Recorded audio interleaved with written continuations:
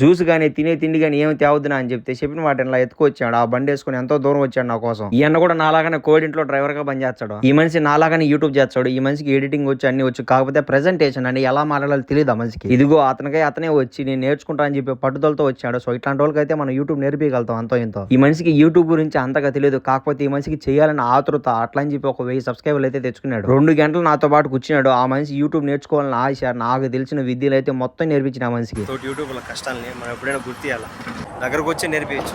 మనం అట్లా అని చెప్పి అందరూ నేర్పించాలి సామే, సెలవుకి వచ్చినప్పుడు వద్దాం. సో ఆ మనిషికి తెలియదు. ఆల్రెడీ నేను ఎడిటింగ్ నేర్పించిన ఎలా చేయాలా ఏందని చెప్పి, అంతే ఆటోమేటిక్గా వచ్చేస్తారు. మనం ఏమి సబ్స్క్రైబ్ చేసుకోవాల్సిన అవసరం లే, ఆటోమేటిక్ వేరే సబ్స్క్రైబ్ చేసుకుంటాం. ఓకేనా? థ్యాంక్ యూ వెంకటేష్ అన్న.